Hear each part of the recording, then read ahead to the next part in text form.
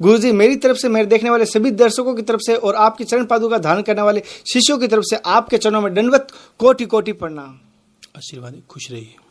गुरुजी, आज जो मैं एक सवाल ले रहा हूँ, हालांकि बहुत ज़्यादातर आए हैं, हनुमान जी साधना, जैसे कि आज पूनम भी है और मैंने सोचा क्यों ना ये सवाल ले लिया जाए। पिछली बार आपने साधना के बारे में जब सवाल आया तो आपने अलग टाइप का एक सवाल बताया था, नहीं करनी चाहिए, लेकिन आज ऐसे मैं चाहता हूँ कि आप प्लीज़ सभी दर्शकों को कहना है कि एक बार हनुमान साधना किस प्रकार होती है, क्या फायदा है और कौन सा मंत्र है, किस तरह हो सकती है हनुमान जी की साधना। जैसे कि सुना है कलयुग में हनुमान जी साक्षात जीवित है, एक ऐसे देवता, एकमात्र ऐसा देवता है जो जीवित है, बाकी तो मैंने सुना नहीं है, लेकिन हनुमान जी के बारे में मैंने सुना है। और मैं साधना तो नहीं चाहता हूँ, मैं तो हनुमान जी का व्रत करता हूँ, हर मंगलवार करता हूँ, लेकिन मैं ये जानना चाहता हूँ दर्शकों की मांग के अनुसार, उनके सवाल के अनुसार।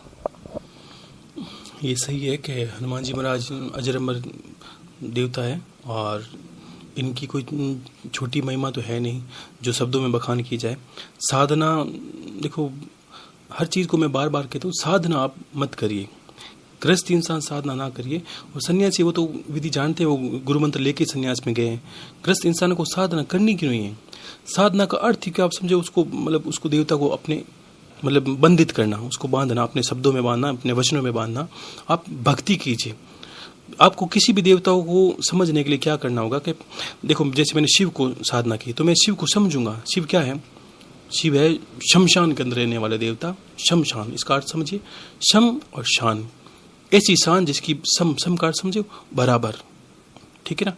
जो ऊंच नीच का भेद नहीं करता हो, जो किसी को ऊपर नीचे नहीं देखता हो, जिसकी दृष्टि में सब सम्मान हो, झूठ भी बराबर देखता है, सत्य भी बराबर, उसको कोई चीज़ें फर्क नहीं पड़ता, वो सब चीज़ें आडंबर से परे है, उसको बोलते हैं शमशान, यानी शिव इसका स्वरूप है उसका। तो हनुमान जी का स्वरूप किस तरह है? हनुमान जी की जीवन पूर्व भक्ति पर आधारित है। अब किसी ने जीवन पूर्ण पर्यंत भक्ति की है तो उससे उसकी आप भक्ति करके उससे सब कुछ प्राप्त कर सकते हो। तो साधना मत करिए। और मान लो फिर भी अगर आप इससे चाहते, देखो पहली बात तो लोक हित के लिए, मैंने पिछली बार बोला था कि कोई भी साधना या मान लो भक्ति भी करते हो, आपको देवता की कृपा कब प्राप्त होगी? एक ग्रस्त इंसान कर सकता है, भक्ति के साथ उसका घर अच्छा चलता है, उसको सब चीज़ों की परमात्मा को पता है, जरूरत होती है, वो सब करता है, लेकिन फिर भी मेरे भाई बहन चाहते हैं भाई कोई साधना या कोई ऐसी चीज़ें हैं। तो देखो मैं सिर्फ ग्रस्त के बारे में बताऊंगा, सन्यासियों के लिए इसमें नहीं है। कि एक पाठ आता है हनुमान बाहुक, बाहुक शब्द, बाहुक स्तोत्र, या इसमें हनुमान बाहुक एक आता है, ठीक है। इसको क्या करना है, एक इससे पहले किस्सा सुनिए पूरा अच्छा हनुमान जी के बारे में, कि इसकी सिद्धि भी होती है, इसकी साधना भी की जा सकती है और इसके साथ आप लोगों का कल्याण भी कर सकते हैं। आप चाहते हैं कि मैं ऐसा थोड़ा सिद्ध हूँ कि लोगों का मैं कुछ कर सकूँ, तो आप उसको मैं बता रहा हूँ आपको कि हनुमान जी की साधना नहीं करनी है, आपको हनुमान बाहुक स्तोत्र सिद्ध करना है। हनुमान बाहुक क्या है इसको पहले समझिए। जो लोग अब दुनिया में, एक इससे आपको, इस सवाल से आपको लोगों को बहुत ज़्यादा भला हो सकता है, आप समझेंगे। तो हनुमान जी क्या है? वायुपुत्र, पवन पुत्र हनुमान है। तो शरीर के अंदर 3 तत्वों से बीमारी पड़ती है, वात, पित्त और कफ, ठीक है ना। अब वात, वायु रोग, जिन लोगों को वायु रोग है तो हनुमान जी उनके अधिष्ठात्री हैं, बहुत जल्दी उनको आराम मिल सकता है। जिनके गंठिया है, जिसको अर्थराइटिस बोलते हैं, और मतलब गंठिया हो गया, और जोड़ों के अंदर दर्द देता है, जिनके अंदर मतलब वायु संबंधी कोई भी विकार रहते हैं, लोग माताएं बहनें बहुत परेशान है, इसका प्रॉपर इलाज भी नहीं है हमारा जो मेडिकल साइंस है या डॉक्टर के पास, आप दवाई लेते चलिए चलते तो उनको बहुत फायदा मिल सकता है। वो रोगी भी इसको विशेष सुन सकते हैं, थोड़ा ध्यान रखिए आप इस बात को, थोड़ा अच्छे समझना है उसको बात को। पहले समझिए तुलसीदास जी को। तुलसीदास जी रामचरितमानस लिख रहे थे, लिखते लिखते उनको एक समय ऐसा आया, जब मुझे पूरा सन याद नहीं है, लगभग 1662 या 64 आसपास ऐसा सन था, जब उनको क्या हुआ कि उनकी हड्डियों में, हाथों के अंदर दर्द होने लगा था, और कुछ लोगों ने बोला उनको कुष्ठ हो रखा है, ऐसा नहीं, उनको रियल में वात रोग होने लगा था, उसके जोड़ों में दर्द होने लगा था। किनको? तुलसीदास जी को। तो धीरे धीरे दर्द बढ़ता गया, ऐसे ही नहीं हो गया, इतने बड़े संत थे, देखो पीड़ा तो किसी को हो सकती। तो तुलसीदास जी ने क्या किया? तुलसीदास जी ने तंत्र मंत्र यंत्र जितने भी इस तरह के जो संत थे, जानते थे तो विद्या करेंगे, उन्होंने किया, और मतलब आयुर्वेद के अंदर जो भी जानकारी थी वो भी सारा प्रयोग कर लिया, लेकिन कुछ भी नहीं हो सका, ठीक है ना। यहाँ तक कि देवताओं को मतलब साधनाएं जो भी करते हैं, उन्होंने हर तरह का विद्या अपनाई, लेकिन उनके दर्द का नाश नहीं हुआ। तब तुलसीदास ने थक हार के हनुमान जी के एक बाहुक की रचना की थी, बाहुक स्तोत्र। वो बाहुक स्तोत्र जो चम्माड़ी स्तोत्र का आता है, उसके अलग अलग बने होते हैं धनाक्षरी वगैरह, उसको सही ढंग से जो पढ़ता है उसको सिद्धि प्राप्त है। तुलसीदास जी ने वो 44 स्तोत्र का बाहुक लिखा और उसका पाठ करते करते उसको कुछ दिन पाठ करते गए और हनुमान जी के उन पर ऐसी कृपा हुई, वो रोग मुक्त हो गए। और आज भी उसको सिद्धि प्राप्त है उस बाहुक को कि जो भी इंसान हनुमान बाहुक का स्तोत्र का पाठ रोज एक बार करता है, दीपक जला के हनुमान जी के सामने, घी का दीपक, और 41 दिन का संपर्क लेता है, 41, ठीक है ना, संकल्प लेता है, तो उसके अंदर कितना भी गंठिया हो धीरे धीरे ठीक होने लगता है। कितना ही जोड़ों का दर्द हो, चाहे बुढ़े हो जवान हो, हड्डियों संबंधित विकार उनके खत्म होने लगते हैं, वायु रोग उनके खत्म होने लगता है, उनके शरीर में बहुत जल्दी परिवर्तन आता है। उसको बाहुक को सिद्धि प्राप्त है। कुछ हम मंत्रों के पीछे भागते हैं, हमको पता नहीं कि भाई हनुमान चालीसा के पीछे क्या वरदान जिसको प्राप्त है उसको सिद्ध करने की जरूरत नहीं, वो तो स्वतः सिद्ध है। जिनको परेशानी है वो स्वयं कर सकते हैं इस काम, उसको प्रमाण से संकल्प लेके। इसमें ऐसे ऐसे विषय आएंगे, मतलब एक ऐसा पूरा विषय आएगा, मैं इसके बीच से बताता हूँ। एक श्लोक इस तरह आएगा, ये एक श्लोक के अंदर वृत्तांत इस तरह का कि हनुमान जी महाराज किस तरह के थे। तो बचपन में जब उनको सूर्य भगवान को निगल लिया था और निगलने के बाद वापस मतलब छोड़ भी दिया था सभी देवताओं को वरदान प्राप्त करने के बाद में, तो उन्होंने वापस शंकर भगवान की कहने से और भगवान वरुण देव मतलब वायु देवता के कहने से, उनके पवन पुत्र थे, उनके कहने से उन्होंने गुरु धारण करने की इच्छा हुई। देखो गुरु के बाद जीवन परिवर्तन होता है, कितने बड़े बड़े देवों ने गुरु धारण की। तो हनुमान जी महाराज इतने बड़े ऐसे बलशाली देवता, तो उनके लिए गुरु भी कुछ विशेष होना चाहिए, जैसे शिष्य वैसे भी गुरु। तो उन वरुण देवता वायु देवता कहने से उन्होंने गुरु धारण कर लिया कि सूर्य भगवान के पास उनके पास गए हनुमान जी महाराज, ठीक है। हनुमान जी महाराज सूर्य भगवान के पास गए। सूर्य भगवान तो पहले ही बच्चों को बच्चा समझकर, बच्चे थे, बच्चा समझ के सोचा तो चंचलता कर रहा है, उनको पता था वहां तक तो आ सकता है, हर कोई इंसान सूर्य भगवान के पास जा सकता है, नहीं जा सकता, मतलब अभी भी कोई नहीं जा सकता क्योंकि सूर्य का इतना तेज रहता है। वो तो साक्षात पवन पुत्र थे और रुद्र के अवतार थे, चले गए, और एक बार पहले भी चले गए थे। और जब सूर्य भगवान इस बाहु के अंदर स्तोत्र में पाठ आएगा, आप इसका हिंदी में अनुवाद करोगे और आनंद आएगा, आपको पता होगा क्या क्या करते उन्होंने किए। तो सूर्य भगवान के पास गए और सूर्य भगवान को अपना गुरु बनाने के लिए निवेदन किया। तो सूर्य भगवान ने, देखो गुरु की विशेषता होती है, वो परीक्षा भी लेता है। सूर्य भगवान ने हंस के बोला कि ये बच्चों का खेल नहीं है, और मैं तो चलायमान हूँ, मैं सतत एक जगह स्थिर नहीं रह सकता, और गुरु ज्ञान देने के लिए आपको दोनों को आमने सामने बैठना पड़ता है और रुकना पड़ता है। मैं रुकूंगा नहीं, मैं तो चलायमान हूँ, ठीक है, और एक जगह तो मैं शिक्षा दे नहीं सकता, कैसे दूंगा। तो बोलते नहीं बुद्धिहीन, मतलब कितना शब्द है कि हनुमान जी बुद्धि के प्रदाता हैं, और हम जाते हैं तो हमें अपने आप को बुद्धिहीन कह के जाते हैं उनके पास, क्यों, क्या हम तो बुद्धि नहीं है, वो बुद्धि के प्रदाता हैं। तो हनुमान जी ने उन्होंने तुरंत किस तरह उनको मतलब सूर्य भगवान को प्रसन्न किया कि उनके ठीक सामने बैठ गए। उनके सामने सूर्य भगवान जैसे इस तरह गति कर रहे, तो हनुमान जी ठीक उनके सामने बैठ गए और उनके सामने मुख करके बैठ गए, और उनके साथ साथ पूरी पृथ्वी के बाहर घूमने लगे थे, और बोला था गुरुदेव अब आप शिक्षा दीजिए, आप शिक्षा देंगे, हनुमान आपके सामने ऐसा ही बैठा रहेगा।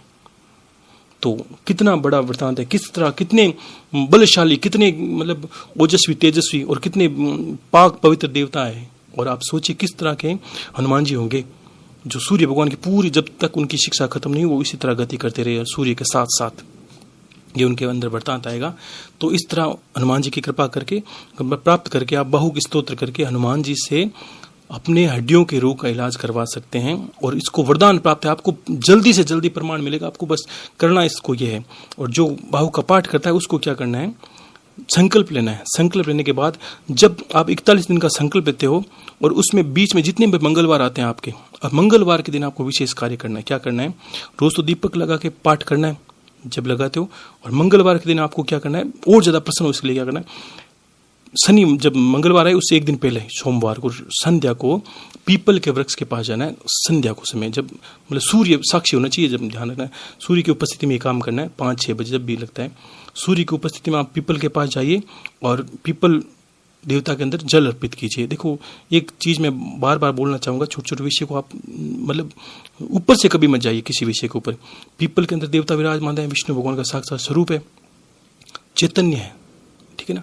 और आप जब जल डालते हो तो हर चीज का मैंने बोला विधान होता है, आप उसके अंदर जल डाल के ये बोलना है आपको, हे भगवान मैं आपके इतने पत्तों को लेने हैं, आपको 21 पत्ते लेने हैं पीपल के और 7 पत्ते अलग लेने हैं। वो पत्ते लेने हैं, मैं आपको जो पत्ते को लेने आया हूँ, जो पत्ते काम लूँगा वो हनुमान जी की माला बनाने का काम लूँगा। और मुझ पे ऐसा आशीर्वाद दीजिए कि आपके जो पत्र हैं उसके पत्रों से जो माला बनाऊँ वो हनुमान जी महाराज स्वीकार कर ले, ये मुझे आशीर्वाद दीजिए। इससे पहले जल डालिए, डालने के बाद ये बोलना है, फिर पत्ते तोड़ने हैं। तब देखो हर सजीव का अर्थ क्या होता है कि जिसके अंदर प्राण है। तो आपने उनसे आज्ञा मांगी, आज्ञा मान के जो करोगे तो उसके पत्रों में वही खूबी आ जाएगी, वो सिद्धि आ जाएगी कि हनुमान जी महाराज उसको स्वीकार करेंगे। हनुमान जी की खूबी भी आप समझिए किस तरह है। तो मंगल आपको मतलब सोमवार को लाना है, संध्या को लाके पत्तों को पानी के अंदर साफ सुथरा रख के रात को लिख देना, या मंगलवार सुबह सुबह आपको क्या करना है, हनुमान जी को सिंदूर लगाना है। सिंदूर किस तरह, सिंदूर लेके, सिंदूर लगता है हनुमान जी को, सिंदूर लेके सारे 21 पत्तों पे पहले आपको राम नाम लिखना है, ठीक है ना। उसको मोली से जोड़ के उसकी माला बनानी, 21 पत्तों की माला बनानी, जो पाठ करेगा। माला बनाने के बाद आपको क्या करना है, और 7 पत्ते जो होते हैं उसका पत्तों को जोड़ जोड़ के किसी तरह उसका दोना बनाना है। दोना बनाते हैं, पात्र बनाते हैं। पात्र बनाने के उसके अंदर हनुमान जी को जो भोग लगाते हैं, आपको चने लगाने हैं, पीले चने जिसके में छिलके नहीं हो और नमक नहीं हो, और गुड़ का भोग लगाना है, अच्छा गुड़ साफ सुथरा वो गुड़, और 1 लड्डू जो अच्छा शुद्ध हो वो लड्डू, वो पात्र के अंदर हनुमान जी को मंदिर में जाकर अर्पित करना है। कब, वो साधना में घर पे नहीं करना। जब आप 41 दिन पूजा पाठ करते हो तो मंगलवार के दिन स्पेशली आपको पास में जहाँ भी मंदिर हो, अगर मंदिर नहीं हो तो आप घर के कर सकते हैं, और जहाँ हो तब तक ऐसा मतलब आलस्य मत करना कि थोड़ा पास में गया नहीं, ये नहीं, ऐसा मत करना। जब तक वो शरीर से कष्ट सहन करके ईश्वर के लिए कुछ किया करो। आपको मंदिर में जाना है और सुबह प्रातःकालीन मंगलवार को माला हनुमान जी को पहनानी है, जो राम नाम लिखी हुई आपने 21 पत्तों की माला बनाई है, पीपल के पत्तों की, वो माला हनुमान जी को पहनानी है, और श्रद्धा से वो हनुमान जी को अर्पण करना है। कौन सा, वो दोना जिसके अंदर आपने भोग लिया है, चने गुड़ और लड्डू। चने, पीले चने लेने आपको जिसमें छिलके नहीं हो, उसमें नमक बिल्कुल नहीं होना चाहिए। ये आपको हनुमान जी को अर्पित करना है और प्रणाम करना है, हे भगवान मेरे सारे कष्टों का नाश करें। और मंगलवार को ये करोगे। क्यों करोगे, अब आप देखो पुष्प की माला ले सकते हैं। देखो आपको चीज को थोड़ा सा और अंदर गहरम जाना है। क्या हनुमान जी महाराज को जब सीता जी ने, जब वापस भगवान श्री राम आए थे तो सीता जी ने एक माला अर्पण करी थी, ठीक है ना, लेकिन हनुमान जी ने माला का भी आदर नहीं किया। सीता जी दे तो क्या हुआ, जिसके अंदर राम नहीं है वहां हनुमान नहीं है, ठीक है ना। उनके बोला मेरा शरीर भी किसी काम का, इसलिए सीना फाड़ के बता दिया, जिसमें राम नहीं वो मेरे किसी का काम का नहीं है। तो फिर अब जब पीपल के पत्तों की माला अब राम नाम लिख के रखोगे, वो राम नाम की चीज को कभी विसराते नहीं है। और जब वो भोग लगाएंगे, दूसरे का लगाएंगे नहीं, मुझे नहीं पता, आप जिस दिन वो उसके भोग रखोगे उसमें राम नाम के सारी जगह लिखे होंगे पत्तों पर। पीपल का पत्ता होगा जिसमें विष्णु भगवान का वास है, और उसमें अगर भोग होगा सबसे पहले वो आपका भोग उठाएंगे और आपको आशीर्वाद मिलेगा। इतनी कृपा होगी आप पे, आप सोचोगे दुनिया का असाध्य रोग उससे बाहुक से जा सकता है आपका। मैं ये तो बोल रहा हूँ, वात के रोग तो जाएंगे ही, और इस तरह की सिद्धियां भी इसके अंदर आपने कुछ भी जीवन में जो जोड़ते हो, आप जीवन में जो भी समस्या जोड़ लेना, वो आपको इस 40 दिनों में आप जो जिसको तकलीफ है वो करके देख ले। और इसका इतना आशीर्वाद है आपको कि ये तो सिद्ध है। हमारा आशीर्वाद तो इसके है कि आपको ये बुद्धि आए कि आपको विधि विधान से हो जाए। आपका गुरु का नाम संकल्प होगा, संकल्प लेके करिए। और आपने बोला था, महाराज जी से सुना था, हम इसलिए कर रहे हैं भगवान मेरे सभी मनोकामना पूर्ण करे। और करने के बाद 41 दिन आपको एक पंडित को या किसी ब्राह्मण को भोजन करवाना है, जब का आपका अनुष्ठान पूरा हो जाए। आपकी कृपा तो पहले ही होने लगेगी 41 दिन से पहले। इसमें इतनी बड़ी, इसको जब पढ़ोगे बाहु को तो इसकी फल श्रुति आती है, उसको आपको लगेगा उसमें तो कोई 50 बीमारियों या 50 जगह, 85 रोग मुक्ति जगह, हर जगह भूत प्रेत बाधा तक ये आपका नाश कर देगा, ठीक है। और इसी को अगर कोई सिद्ध करना चाहता है, सोचते कि ये तो उसके लिए होगी जिसको खुद को कष्ट है, 41 दिन के लिए करता है। एक पाठ रोज करता है। 41 दिन करने के बाद उसके सारे मनोरथ पूरे होते हैं जो उसने सोचे, संकल्प लिए हैं। इतना इसको सिद्धि प्रदान है, स्वतः सिद्ध है। अब उसको करोगे नहीं, जाके बोलोगे मैं मंत्र कर लूं, तो मंत्र से जिंदगी निकल जाएगी तुम्हारी, होगा नहीं तुमसे, ठीक है। और फिर भी अगर कोई इंसान ऐसा चाहता है कि मैं कर लूं और मेरे परिवार वाले को किसी को नुकसान फायदा पहुंचा दूं या किसी मित्र को फायदा पहुंचा दूं, तो उसका भी शास्त्रों में विधान है। उसमें भी क्या करना होता है कि आपको 11 दिन का एक संकल्प लेना है, और आपको संकल्प में बोलना है कि हनुमान जी महाराज मैं गुरु को साक्षी मानकर और आपका ये संकल्प लेता हूं, मैं लोक हित के लिए आपके हनुमान बाहु को सिद्ध कर रहा हूं। मैं जीवन में सिद्ध करने के बाद जीवन में कभी किसी को मतलब लाभ के वश होकर या लोभ के वश होकर ये उसको आशीर्वाद या उसकी मतलब ये इसका प्रयोग नहीं करूंगा, ये बोलना आपको पहले दिन। अगर आप चाहते हो मैं लोगों को हित करूं तो आप सोचिए फिर क्या होता है कि आपको 11 पाठ सुबह और 11 पाठ करने हैं संध्या को, और इसमें आपको एकांत रहना होता है। ये देखो हर साधना में थोड़ा सी आपको नियमबद्ध चलना पड़ता है। उसमें तो आप घर पे कर सकते हैं क्योंकि ग्रस्त के लिए, और इसमें अगर साधना करते हो तो आपको एकांत कक्ष चाहिए, उसमें किसी का परवेद निषेध चाहिए, उसमें पूर्ण तरह सात्विकता, आपको लहसुन प्याज हर तरह से परहेज करके अलग से रहना होगा, और आपको अलग वस्त्र धारण करने, जिस वस्त्रों को भी कोई स्पर्श नहीं करे। अगर कपड़े धोने का काम पड़े, 2 वस्त्र रखते हैं धोती, आपको खुद को चेंज करनी पड़ेगी। आपका भोजन भी आप स्वयं बनाएंगे, नहीं तो पाक पवित्र होकर कुछ फल फ्रूट खा सकते हैं जब तक 11 दिन पूर्ण हो जाए। हनुमान जी को समझिए बाल ब्रह्मचारी, जो सात्विकता जो शब्द है उसके प्रमाण है, वैसा आपको रहना पड़ेगा जीवन के अंदर। 11 दिन आपको सुबह शाम 11 पाठ करने, बाहुक करने से बाद में आपको 11 दिन 11 पंडितों को या 11 ब्राह्मणों के लड़कों को भोजन करवाना है, जिन्होंने जनेऊ धारण की है, जो लहसुन प्याज नहीं खाते हैं, वैसे ब्राह्मणों को भोजन करवाना है 11 को, और 121 रुपये सबको देने हैं आपको, ठीक है ना। उसमें भी आपको हनुमान जी को जब भी मंगलवार आता है बीच में भोग लगाते हो तो वही पीपल के पत्तों की माला पहनानी है और पीपल के दोनों के अंदर उसका भोग लगाना है, और आप स्वतः सिद्ध हो जाओगे। उसके बाद जब भी आपको मतलब ये प्रयोग करना होगा किसी पे, मान लो मैंने किसी मित्र पे किया, उसको कोई संकट है किसी तरह की, और ये जब करते हो आप बोलते हो ना, जिस दिन में आप 11 दिन सुबह 11 दिन शाम को घर पे पाठ कर लोगे तो संसार की ऐसी कोई प्रेत बाधा नहीं है, कोई दुनिया का ऐसा तांत्रिक नहीं हुआ जो ब्रह्मांड के अंदर में, धरती का नहीं बोल, ब्रह्मांड के अंदर ऐसा भूत पिशाच निशाचर ऐसा कोई तंत्र मंत्र नहीं जो हनुमान जी खत्म नहीं कर दे आपके घर के अंदर। आपने कर लिया 11 दिन सुबह पाठ और शाम को, और इस ब्रह्मचर्य के साथ आपने सात्विकता से रह के, तो कोई भी तंत्र बाधा दुनिया की नहीं है, मैं जिम्मेदारी लेता हूं इसकी। किसी की हिम्मत नहीं है, कोई देवता भी आपके घर पर मतलब आपके घर पे कोप नहीं कर सकता। आप इतने सिद्ध बन जाओगे सिर्फ 11 दिन से, और आप प्रयोग करोगे तब आप उसका नाम लेके जिस पे प्रयोग करना चाहते हो, देखो मैंने बोला ना, बिना लोभ के तब ही जाना, हनुमान जी है वो, समझिए आप उसको, ठीक है ना। आपको लोभ नहीं होना चाहिए, और किसी के प्रयोग करते हो कि इस भाई पे मैं भले के लिए कर रहा हूँ या इसके घर पे तंत्र खत्म हो जाए इसलिए कर रहा हूँ, तो उसके घर पे जाकर या उसके नाम से आप घर पे बैठे कर रहे हो, तंत्र खत्म हो जाए, उसको कुछ जल, देखो जल है हाथ में, जब प्रयोग करते हो जब जल लेना हाथ में, और आपको 2 बार पाठ करने के बाद उसके नाम से कहे हनुमान जी महाराज ये जल में उसके घर पे डाल के आऊंगा, उस घर के तंत्र नाश हो जाएगा।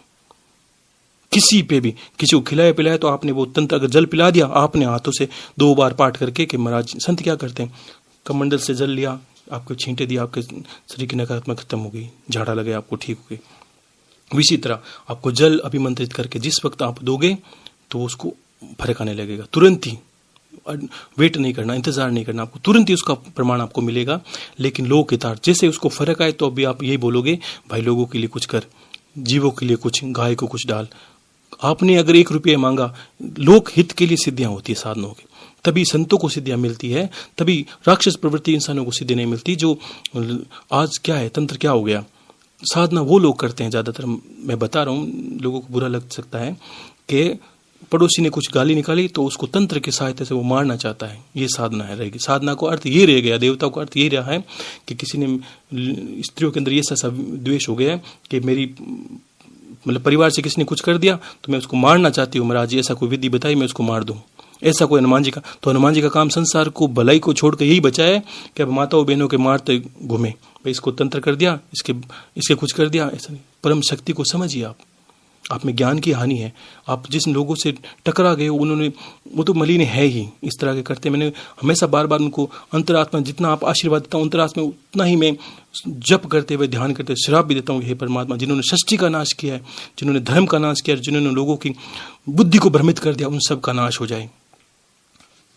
तो यही आशीर्वाद देता हूँ कि इस विधि से आप साधना ही कर सकते हैं, जिसको करनी है वो इस तरह करिए। देखो 11 दिन में जो काम हो रहा है उसके लिए आप 11 वर्ष क्यों लगाएंगे बताइए। इसमें एक सवाल और आ सकता है कि स्त्रियां अगर करती है तो स्त्रियां कर सकती, इस तरह साधना नहीं कर सकती। अगर जिसको पीड़ा है वो 41 दिन पाठ जरूर कर सकता है, ध्यान रखना। जो 11 दिन की मैंने साधना बताई वो पुरुष ही कर सकते हैं, ठीक है। 41 दिन में अगर बीच में दीपक करते हो और स्त्रियों के बीच में अगर मान अशुद्धि आई, ये भी सवाल रहता है, तो अशुद्धि आए तो उस वक्त आपको पाठ करना है, ठीक है ना।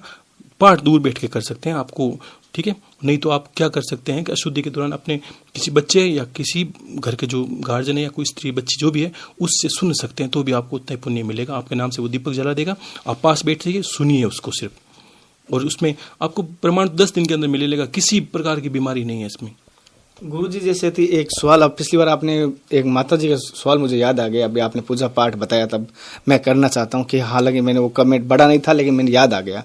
जैसे आपने बताया था जैसे व्रत के उपवास की गुरुवार को कि बच्चे को खाना खिलाना चाहिए पहली बात, और कुछ पिंपल का पत्ता या कुछ ऐसा आपने बताया था। तो उनका कहना है वो मलेशिया से वहां पर बच्चा नहीं मिलता, ना कोई पिंपल मिल रहा है। उस परिस्थिति में वो क्या करें, पिंपल की जगह क्या यूज करें, और बच्चे की जगह जो बच्चे का खाना है जो आपने भगवान के लिए निमित्त किया था उसका क्या करें? देखो, ये आप बात को समझ नहीं रहे। बच्चे को भोजन करवाना है, इस जगह बच्चे की जो भोजन की सामग्री है, कहीं भी हर दुनिया में कहीं जाओ, धर्म कहीं भी हो सकता है, किसी भी परिस्थिति में आप चूहों को, चिड़ियों को, पक्षियों को कुछ भी डालेंगे उसके निमित्त करके तो उतना ही माना जाएगा। यही को समझ नहीं रहे आप। मैंने बोला गाय को तो आप अगर ऐसी परिस्थिति में जहाँ गाय नहीं मिले तो आप मतलब धर्म को अर्पण करके कुत्ते को, जीव किसी को डालो, आपको डाल सकते हो। लेकिन मैंने बोला जब तक हो तब तक वही करना है, नहीं तो आपको इसको अच्छे से कर सकते हैं। वो निमित्त हो जाएगा कि हे भगवान, मैं आपके निमित्त आज मुझे ये व्यवस्था नहीं ये करी, मैं आपके निमित्त कर जरूरी हूँ, करना आपको जरूरी है इसके अंदर। जैसे गुरुजी ने बताया। दोस्तों इसमें संबंधित कोई बाकी तो कौन नहीं। हाँ दोस्तों, जैसे कि आपने सभी के ज़्यादा कहने पर हनुमान जी की साधना के बारे में हम पूरी जानकारी लेके आए, लेकिन गुरुजी ने जैसे बताया बस जन कल्याण, लोक कल्याण के लिए यूज कर सकते हैं। अगर अपने स्वार्थ के लिए करेंगे तो इनका उल्टा भी नतीजा आ सकता है आपके सामने।